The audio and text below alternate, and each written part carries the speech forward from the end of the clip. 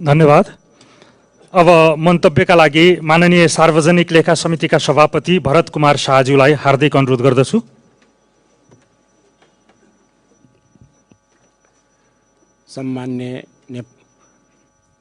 सम्मान्य राष्ट्रपति महोदय, नेपाल अर्थमन्त्री ज्यू, महालेखा परीक्षकज्यू, संवैधानिक निकायका प्रमुखहरू ज्यूहरू, नेपाल सरकारका उच्च तहका तबकाका राष्ट्र सेवक मित्रहरू, उपस्थित महालेखा परीक्षकको कार्यालयका सम्पूर्ण कर्मचारी मित्रहरू, पत्रकार मित्रहरू, आज यस 64औं महालेखा परीक्षकको 64औं वार्षिक समारोह उत्सवको समारोहमा सबभन्दा पहिले म महालेखा परीक्षकज्यू तथा सम्पूर्ण यस कार्यालयका मित्रहरूलाई शुभकामना दिन चाहन्छु र आगामी दिनमा तपाईहरूले अझ राम्रोसँग एउटा देशलाई आर्थिक अनुशासनमा राख्नको लागि महत्त्वपूर्ण योगदान अरू गर्नुहुनेछ र अझ राम्रो तरिकाले यस हाम्रो देशको लेखा पद्धति र यसका सम्पूर्ण कार्यहरूलाई सञ्चालनमा सहयोग गर्नुहुनेछ भन्ने म शुभकामना दिन चाहन्छु। र सबभन्दा पहिले यो महालेखा परीक्षकको हामी सार्वजनिक लेखा समिति र महालेखा परीक्षकको कार्यालयको अत्यन्त सुमधुर सम्बन्ध हुन्छ, एकअर्कासँग धेरै सम्बन्ध हुन्छ। यो पद्धति हाम्रो प्रजातान्त्रिक पद्धति भनेको कस्तो हो भने बजेट पनि पार्लियामेन्टले नै पास गर्ने हो, नेपाल सरकारले बजेट पेश गर्छ, पास गर्ने पार्लियामेन्टले हो र त्यसलाई कसरी खर्च गर्ने पनि ऐन कानुन पनि पार्लियामेन्टले नै बनाइदिने हो र अन्तिममा हाम्रो संवैधानिक निकाय महालेखा परीक्षकले त्यो खर्च भएका सम्पूर्ण ठाउँ खर्च भएको ठिक तरिकाले खर्च भएको छ कि छैन भनेर एउटा प्रतिवेदन सम्मान्य राष्ट्रपति ज्यू समक्ष पेश गरेर त्यो सम्मान्य प्रधानमन्त्री मार्फत हाम्रो संसद हुँदै हाम्रो लेखा समितिमा आउँछ। त्यही लेखा समितिमा सम्पूर्ण उहाँको प्रतिवेदनमा छलफल गरेर यो ती उहाँले उठाएका इस्युहरूलाई हामीले तिनीहरूलाई आफ्नो धारणासहित जो प्रस्तुत गर्न लायक छन् या छैनन् या के छन् आफ्नो धारणासहित फेरि पार्लियामेन्टमा नै पेश गरेपछि यसको अन्त हुन्छ। त्यसकारण यो पद्धति, यो प्रजातान्त्रिक पद्धतिको सबभन्दा सुन्दर पक्ष यही हो, जहाँ यही हो। त्यसकारण जनताका प्रतिनिधिहरूले नै यसको बजेट बनाउने र पास गर्ने र त्यसको अन्तिम प्रस्तुत पनि गर्ने त्यही संस्थाले गर्ने नै पद्धति नै यो प्रजातान्त्रिक पद्धति हो। यही पद्धति अनुसार हामीले आज चलेका छौँ र सम्पूर्ण यही पद्धति अनुसार हामीले गरेका छौँ र महालेखा परीक्षकलाई ठुलो जिम्मेवारी छ र हाम्रा ऐन कानुनमा केही परिवर्तन गर्नुपर्नेछ। हाम्रो ऐनले सबै युनिटलाई लेखा परीक्षण गर्नु भन्छ। 6000 भनिसक्नु भयो उहाँहरूले, 6000 युनिट। 6000 युनिटमा यो सानो महालेखा परीक्षक कार्यालयले 6000 युनिटलाई राम्रै लेखा परीक्षण गर्नै सक्दैन। त्यसकारण हामीले बारबार उहाँहरूलाई भनेको कुरा के हो भने जोखिममा आधारित लेखा परीक्षण संसारभरि त्यही हुन्छ, संसारभरि जोखिममा आधारित लेखा परीक्षण नै हुन्छ। भारतमा 700 युनिटभन्दा बढी गर्दैन, युरोपमा 500 युनिटभन्दा बढी गर्दैन, अमेरिकामा 500 युनिटभन्दा बढी गर्दैन। हामी 6000 युनिट 10,000 युनिटमा गर्छौँ, त हाम्रो यसको नतिजा के हुन्छ? त्यसकारण जोखिममा आधारित लेखा परीक्षण नै हो गर्ने। जहाँ अरबको कारोबार छ त्यही हेर्ने हो। कर्मचारीले 500 रुपियाँ टिए देखाएको हेर्नु कुनै अर्थ छैन, त्यसको त्यो हेर्नु कुनै अर्थ कुनै छैन। त्यसकारण हामीले हेर्ने भनेको जहाँ अरबौँका ठेक्का छन्, करोडौँका ठेक्का छन् र अरू त्यस्तै कारोबारहरू छन्, त्यही नै बढी रिस्क छ, त्यही नै बढी ल्याप्सेस हुन्छ, हेर्ने त्यही हो। त्यसकारण संसारभरि जोखिममा आधारित नै लेखा परीक्षण गर्छन्, हामीले पनि त्यही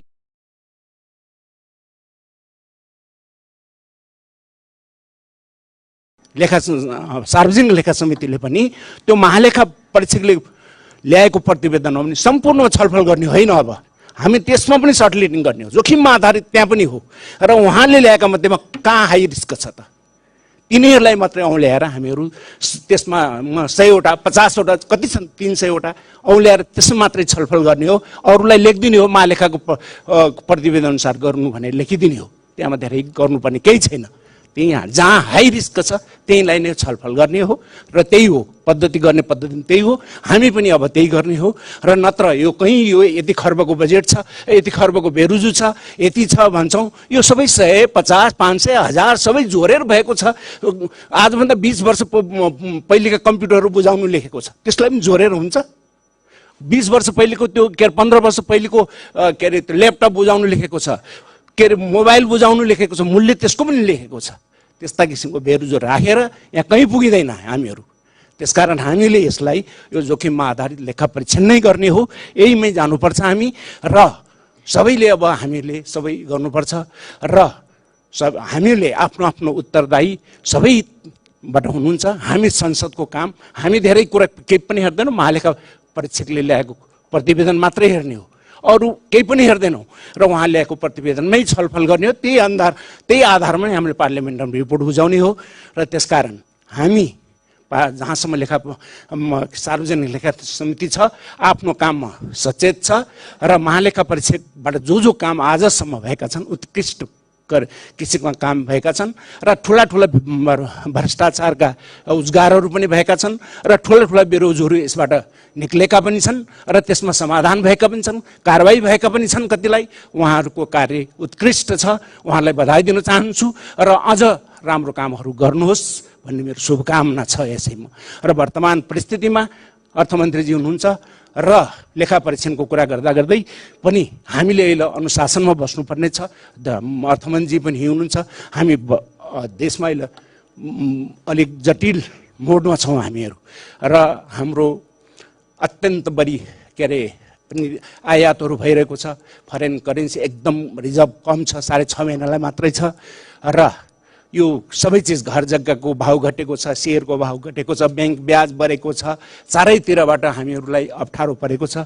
यसमा हामी सबै संयममा महामहिम राष्ट्रपतिजी हुनुहुन्छ र सबै हामी आफ्नो तह र तबकाबाट आफ्नो जिम्मेवारी इमान्दारीसँग हामीले पालना गर्नुपर्छ र यस जटिल परिस्थितिलाई नेपालको मात्रै होइन यो संसारभरिको यस जटिल परिस्थितिलाई हामी सबै मिलेर सामना गर्नुपर्छ।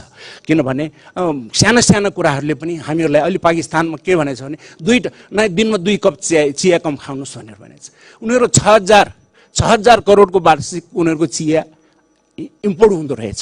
दिनमा 2 कप कम खायो भने कति अरबौँमा हुँदो रहेछ। त्यस्तै हर चिज प्रत्येक नागरिकले आफ्नो जिम्मेवारी वर्तमान परिस्थितिमा आफ्नो जिम्मेवारी लिएर देशलाई बचाउनुपर्छ र गलत हामीहरू त्यो देशमा अलिकति कुनै किसिमका अप्ठ्याराहरू आयो भने हामीहरूले नराम्रो श्रीलङ्काको जस्तो फेरि समस्या समाधान गर्नु पर्यो भने त्यो राम्रो हुँदैन हामी सबैलाई। हुन त यो हामीले सिर्जना गरेको होइन, यो ठोकिएर जाने अमेरिकामै हो, फेरि अमेरिकाबाट नै आएको हो। त्यो कुनै युक्रेन वारले होइन, फेरि कोभिड भयो, अमेरिकामा कोभिड भयो, मनपर्दो डलर छाप्यो, सबलाई पैसा दियो, जे खाने भए खाऊ, किन जे गर्ने भए गर भन्यो, एकदम फाल्यो बजारमा पैसा। उनीहरूले के गरे भने पैसा पाए अनि कोही सेयरमा लगानी गरे, पोर्टफोलियो भन्छौँ नि, फरेन इन्भेस्टमेन्ट होइन, पोर्टफोलियो भन्छौँ नि त। सबै भारततिर तमाम देशहरूमा सेयरमा लगानी गरे, सबै गरे। भारतका पनि यहाँ कोही नागरिकता 2 डबल नागरिक छन्, यहाँ पनि गरे होलान्, आफ्नो मान्छेका नाममा पनि यहाँ लिए होलान्। र अब कोभिड गइसकेपछि के भयो भने त महँगी अत्यन्त महँगी बढ्यो। महँगी 2 टका महँगी घटाउनलाई त हाई प्रोडक्सन गर्नु पर्यो, अलरेडी प्रोडक्सन हाई छ। र अर्को के भने कन्जम्सन घटाउनु पर्यो। कन्जम्सन घटाउनलाई त्यहाँको रिजर्भ ब्याङ्कहरूले के गर्न लाग्यो, बजारबाट पैसा तान्न लाग्यो। बजारबाट पैसा कसरी तान्ने भन्दाखेरि ब्याजहरू बढाउनलाई अन्य कारणले गर्दाखेरि त्यहाँ बजारबाट पैसा तान्न लाग्यो। र बजारबाट पैसा तान्दाखेरि यो सबै समस्याहरू आयो। आज समस्या संसारभरि समस्या आएको छ। त्यसकारण यसलाई हामीहरूले राम्ररी ध्यान दिनुपर्छ, नत्र यसमा हामीहरूलाई अप्ठ्यारो पर्छ। यो आउँछ, अझै सेयरको भाउ घट्छ, अझै ब्याज बढ्छ, अझै महँगी बढ्छ। त्यसकारण अहिलेलाई हामीले यसलाई कसरी थाम्ने भन्ने कुराहरूमै लाग्नुपर्छ र जुन दिन हाम्रो सामान्य स्थिति त्यस दिन हुनेछ जब 4% हाराहारी महँगी हुनेछ, ब्याङ्कले ब्याज दरहरू घटाउँदै जानेछन्।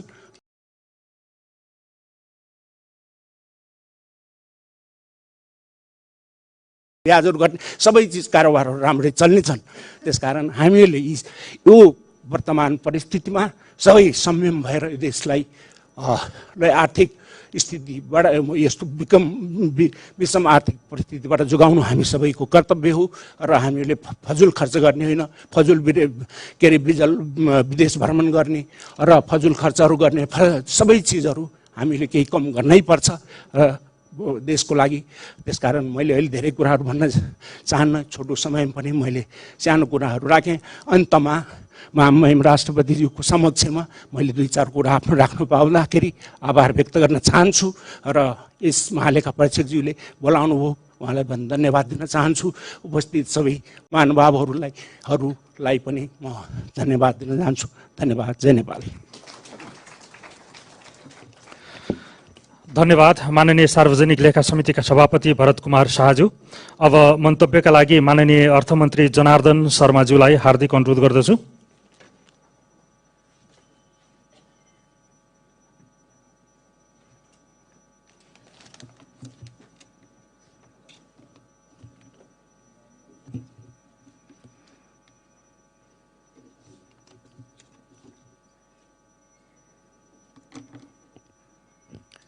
सम्माननीय राष्ट्रपतिज्यू, सार्वजनिक लेखा समितिका माननीय सभापतिज्यू, माननीय महालेखा परीक्षकज्यू, संवैधानिक निकायका प्रमुखज्यूहरू, सुरक्षा निकायका प्रमुखहरू, नेपाल सरकार विशिष्ट पदाधिकारीज्यूहरू, सञ्चारकर्मी तथा उपस्थित सम्पूर्ण राष्ट्रसेवक कर्मचारी साथीहरू, सर्वप्रथम महालेखा परीक्षकको कार्यालयको 64औं वार्षिक उत्सव कार्यक्रममा मलाई आमन्त्रण गर्नुभएकोमा म धन्यवाद व्यक्त गर्न चाहन्छु र नवनिर्मित भवनमा कार्य सञ्चालन गर्न तथा यस 64औं वार्षिक उत्सव समेत मनाउन सफल भएकोमा यहाँहरू सबैलाई हार्दिक बधाई तथा शुभकामना दिन चाहन्छु। अहिले हामी सङ्घीय लोकतान्त्रिक गणतन्त्रको शासकीय व्यवस्था अन्तर्गत हामी रहेका छौँ। मुलुकमा सङ्घीय, सङ्घ, प्रदेश र स्थानीय तह गरी 3 तहको संरचना कार्यान्वयनमा रहेको छ। तिनै तहका सरकारको लागि संविधान बमोजिम एकल महालेखा परीक्षकको व्यवस्था छ।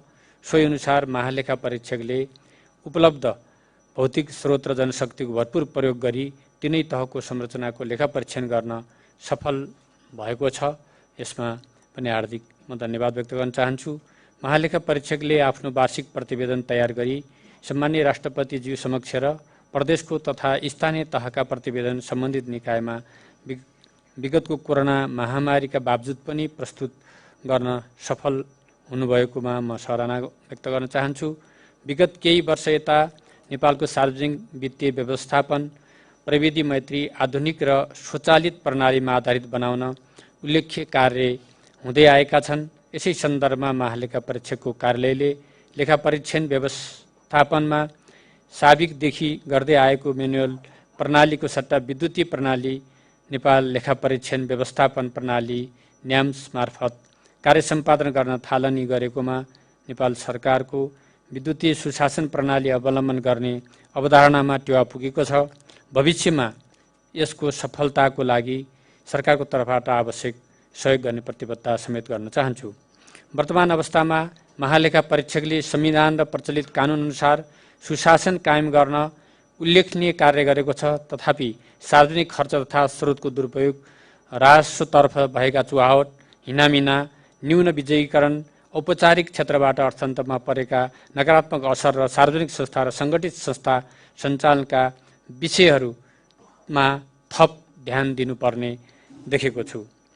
एकातर्फ अर्थतन्त्रको आकार दिन प्रतिदिन फ्राकिलो बन्दै गएको छ भने अर्कोतर्फ आर्थिक गतिविधिका परिसूचकहरूमा उतार चढाव आइरहेको छ। यस अवस्थामा अर्थतन्त्रका समग्र पक्षको गहन अध्ययन, विश्लेषण र मूल्याङ्कन गर्नुपर्ने आवश्यकता देखिएको छ। यसमा महालेखा परीक्षकको तर्फबाट स्वतन्त्र रूपमा अध्ययन विश्लेषण भई सुधारका लागि सुझाव प्राप्त हुने अपेक्षा गरेको छु। सार्वजनिक वित्तीय व्यवस्थापनका सम्बन्धमा लेखा परीक्षणबाट महत्त्वपूर्ण तेस्रो पक्ष दृष्टिकोणको मूल्याङ्कन गर्दै आएको योगदान उल्लेखनीय छ। सार्वजनिक आर्थिक कारोबार सञ्चालनमा पारदर्शिता र स्वच्छता कायम गर्न नेपाल सरकार प्रतिबद्ध रहेको छ। लेखा परीक्षणबाट प्राप्त सुझावहरूको कार्यान्वयन गर्न तथा बेरोजु फर्स्यौट गर्न नेपाल सरकारले निरन्तर प्रयत्न गरिरहेको छ। बेरोजु सम्बन्धमा हाम्रा अहिलेसम्मका अपनाएका विधि र प्रक्रियाहरूमा समीक्षा गर्नुपर्ने आवश्यकता पनि मैले महसुस गरेको छु। भर्खरै सार्वजनिक लेखा समितिको सभापतिले पनि भन्नुभएको छ। यसलाई हामीले कसरी अझ हाम्रा विधि पद्धतिहरूमा कहाँनिर त्रुटि छ, किन एकपछि अर्को त्यो अझ जटिल बन्दै गइरहेको छ भन्ने कुराको फेरि पनि अध्ययन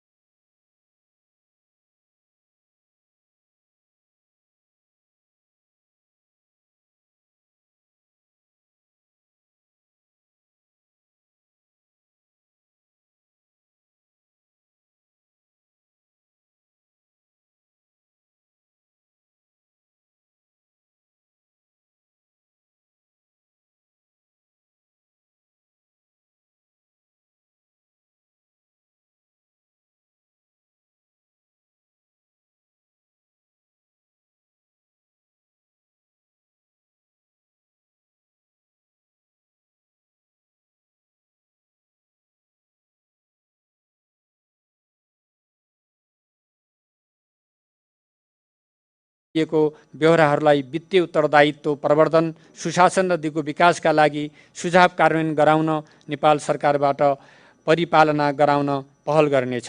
लेखा परीक्षण मार्फत सार्वजनिक निकायहरूमा जवाबदेहिता, पारदर्शिता र निष्ठा अभिवृद्धि गर्दै सुशासन प्रवर्धन गर्न महालेखा परीक्षकको महत्त्वपूर्ण भूमिका रहन्छ।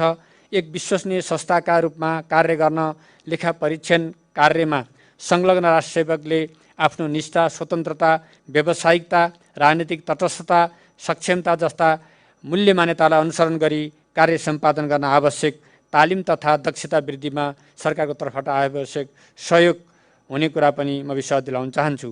संहिता कार्यान्वयनको सम्बन्धमा सङ्घ तथा प्रदेशका निकाय र स्थानीय तहको लेखा परीक्षणको जिम्मेवारी पुरा गरी वित्तीय व्यवस्थापन चुस्त दुरुस्त बनाउन साविकमा झैँ यस वर्ष पनि महालेखा परीक्षकबाट सुझाव प्राप्त हुने विश्वास लिएको छु। महालेखा परीक्षकको कार्य सम्पादनको लागि आवश्यक पर्ने भौतिक तथा वित्तीय आवश्यकताहरूलाई समेत सरकारको तर्फबाट ध्यान दिने कुरामा स्पष्ट गर्न चाहन्छु।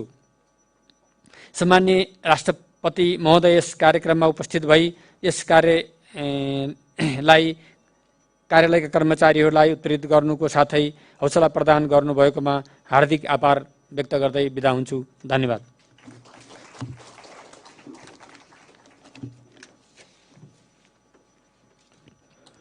धन्यवाद माननीय अर्थमन्त्री जनार्दन शर्माज्यू। अब मार्गदर्शन सम्बोधनका लागि सम्माननीय राष्ट्रपतिज्यूलाई हार्दिक निवेदन गर्दछु।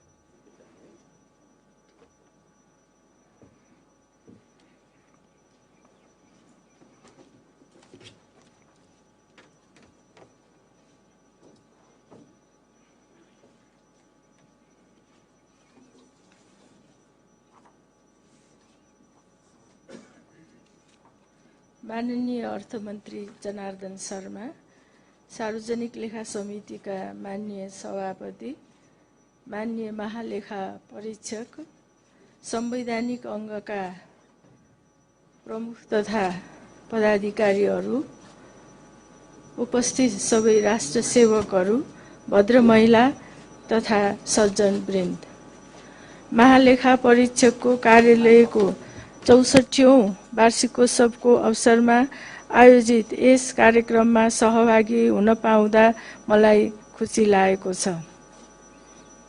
यस अवसरमा महालेखा परीक्षक सहित यस कार्यालयका कार्यरत समस्त कर्मचारीलाई हार्दिक बधाई तथा उत्तरोत्तर प्रगतिको लागि शुभकामना दिन चाहन्छु। विक्रम सम्वत 2072 सालको विनाशकारी भूकम्पले महालेखा परीक्षकको कार्यालयलाई ठूलो क्षति पुर्याएपछि स्थायी कार्यस्थलको अभावमा तपाईहरूले भोग्नु परेको कष्टबारे मलाई बारम्बार जानकारी भएको छ। त्यसपछि विभिन्न आधा दर्जन स्थानमा सर्दै 2078 साल मङ्सिरदेखि यस नयाँ भवनबाट कार्य सञ्चालन सुरु भई आज यसै भवनमा 64औं वार्षिक उत्सव मनाउन सफल भएकोमा तपाईहरूलाई म पुनः बधाई दिन चाहन्छु। महालेखा परीक्षकको कार्यालयले गर्ने लेखा परीक्षणको नतिजाले मुलुकको सार्वजनिक आर्थिक क्रियाकलापमा वित्तीय अनुशासन, जवाफदेहिता, मितव्ययिता, पारदर्शिता एवं सदाचार प्रवर्धनमा महत्त्वपूर्ण भूमिका निर्वाह गर्दछ।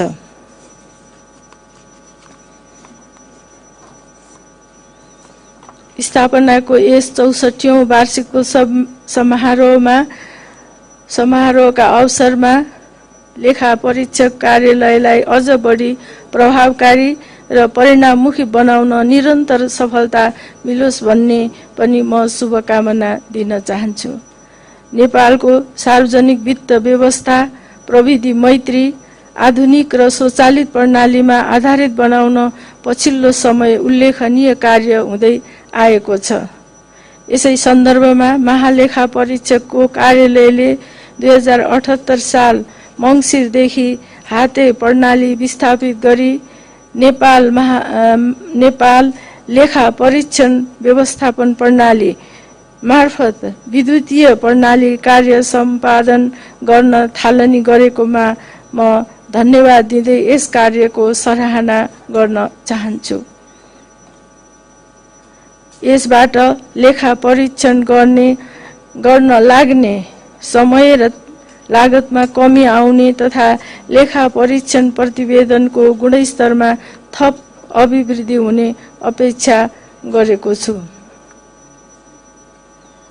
नेपाल सरकार र अन्य सार्वजनिक निकायहरूबाट नियमित सार्वजनिक सेवा प्रवाह, विकास निर्माण, राजस्व सङ्कलन, सामाजिक सेवा, स्रोत साधनको बाँडफाँड र अनुदानको उपयोग लगायतका सुधारका क्षेत्रहरू पहिचान गरी सरकारलाई महत्त्वपूर्ण सुझाव प्रदान गर्न महालेखा परीक्षकको कार्यालय सदैव चनाखो र सक्षम हुनु पर्दछ।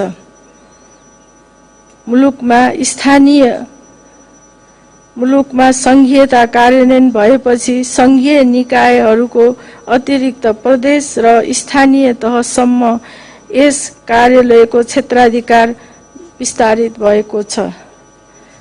संघीय तथा प्रदेश सरकार र स्थानीय तहबीच संविधान बमोजिम स्रोत र साधनको समुचित बाँडफाँडको अवस्था यथार्थपरक ढङ्गले विश्लेषण गरी आवश्यक सुझाव प्रदान गर्नु पनि यसै कार्यालयको कार्यक्षेत्रभित्र पर्ने भएकोले तीनै तहका सरकारबाट हुने विकास निर्माण र सेवा प्रवाहमा पारदर्शिताको प्रवर्धन गर्न यो कार्यालय सक्षम हुनु पर्दछ। सार्वजनिक वित्तीय व्यवहारमा पारदर्शिता र स्वच्छता हासिल गरी सार्वजनिक प्रशासनमा देखिएका अनियमितता, चुहावट र भ्रष्टाचार जन्य कार्यलाई नियन्त्रण गर्दै मुलुकमा विकास र समृद्धिको वातावरण सिर्जना गर्न राज्यका सम्पूर्ण निकायको एकीकृत र समन्वयात्मक प्रयास हुनु पर्दछ। आर्थिक वर्ष 2077-78 को कारोबार परीक्षण गरी 59औं वार्षिक प्रतिवेदन तयारीको क्रममा रहेको मैले जानकारी पाएको छु। हरेक वर्षका प्रतिवेदनहरूले बेरुजु बढिरहेको पक्ष औल्याएका छन्। अपेक्षाकृत रूपमा बेरुजु फर्सेट भएको देखिँदैन। त्यसैले विगत लामो समयदेखि कायम बेरुजुलाई यसपटक अभियानको रूपमा फर्सेट गर्दै आगामी आर्थिक कारोबारहरू गर्दा बेरुजु नहुने व्यवस्था मिलाई आर्थिक अनुशासन पालनामा सबैको ध्यान जानु पर्दछ।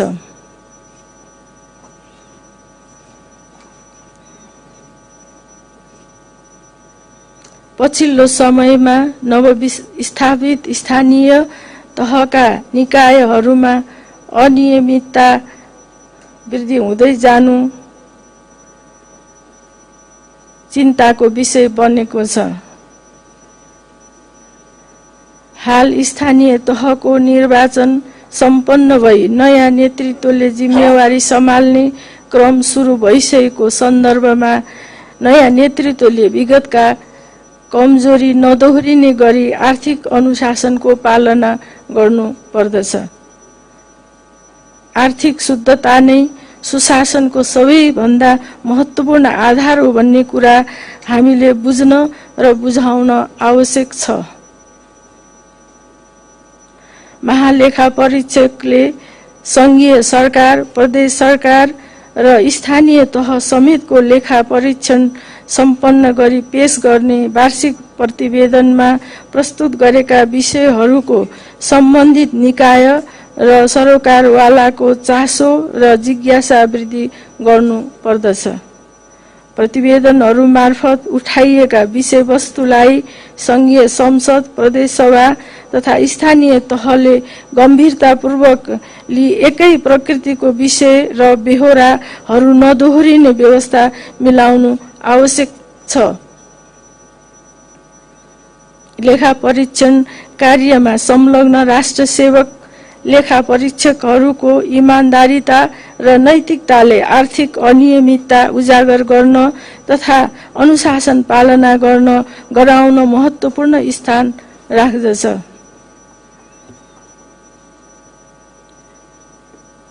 लेखा परीक्षणको गुणस्तरमा सुधार गर्न लेखा परीक्षकहरूले आफ्नो स्वतन्त्रता, निष्ठा, विश्वसनीयता, व्यावसायिकता र मूल्य मान्यतामा आँच आउन नदिई सार्वजनिक प्रशासनमा रहेका विकृति र समस्याहरू उप कार्यान्वयन योग्य सुझावहरू प्रस्तुत गर्नेतर्फ ध्यान दिनु पर्दछ। महालेखा परीक्षकको कार्यालयको 64औं वार्षिक उत्सवका अवसरमा लगनशील र अनुशासित भई उत्कृष्ट कार्य सम्पादन गरी पुरस्कृत हुनुभएका कार्यालयका राष्ट्र सेवक कर्मचारीलाई म हार्दिक बधाई दिन चाहन्छु। अन्त्यमा राज्यका स्रोत साधनको प्राप्ति एवं उपयोग प्रक्रियालाई निगरानी र मार्गदर्शन गर्न, भ्रष्टाचार मुक्त सभ्य समाज निर्माण गर्न तथा मुलुकमा वित्तीय अनुशासन कायम गरी महालेखा परीक्षकको संवैधानिक र कानुनी दायित्व पूरा गर्न सफलता मिलोस् भन्ने शुभकामना व्यक्त गर्दै यस समारोहमा आमन्त्रण गर्नु भएकोमा तपाईहरू सबैलाई हार्दिक धन्यवाद दिन चाहन्छु। धन्यवाद। लागि सम्माननीय राष्ट्रपतिज्यू प्रति हार्दिक आभार व्यक्त गर्दछु। अब सम्माननीय राष्ट्रपतिज्यू समक्ष स्मृतिको चिनो प्रदान गरिने कार्यक्रम रहेको छ। स्मृतिको चिनो प्रदान गरिदिनु हुन माननीय महालेखा परीक्षक टङ्कमणि शर्मा दङ्गालज्यूलाई हार्दिक अनुरोध गर्दछु। सहयोग गरिदिनु हुनको लागि निर्देशक कल्पना अर्याल र लेखा परीक्षण अधिकारी पिङ्की कुमारी दासलाई अनुरोध गर्दछु।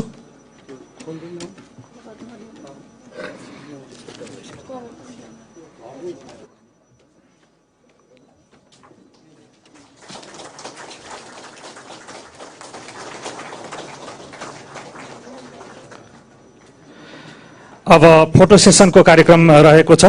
फोटो सेसनमा सहभागी भइदिनु हुनको लागि म उप महालेखा परीक्षकज्यूहरू, नायब महालेखा परीक्षकज्यूहरू, प्रशंसा पत्रबाट सम्मानित कर्मचारीहरू, यसैगरी न्याम्स कार्यान्वयनमा प्रशंसा पत्रबाट सम्मानित कर्मचारीहरू, वार्षिक उत्सव तयारी समिति पदाधिकारीहरू, यसैगरी सल्लाहकार समितिका सदस्यज्यूहरूलाई हार्दिक अनुरोध गर्दछु। यसैगरी मान्य अर्थमन्त्रीज्यू, यसैगरी मान्य सार्वजनिक लेखा समितिका सभापति ज्यूलाई पनि स्मृतिको चिनो प्रदान गरिने कार्यक्रम रहेको छ। यसर्थ स्मृतिको चिनो ल्याइदिनु हुनको लागि म अनुरोध गर्दछु।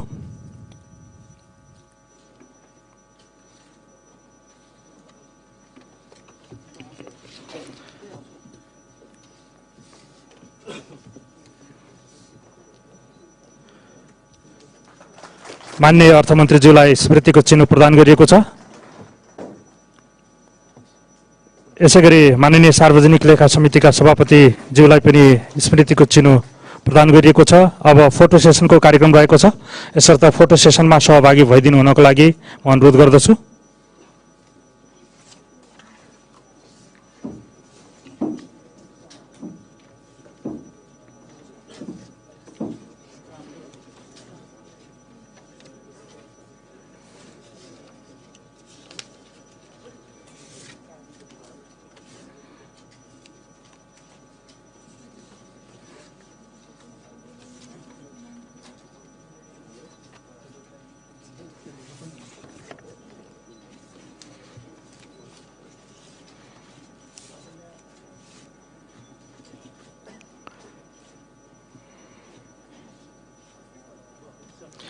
अब नायब महालेखा परीक्षकज्यूहरू।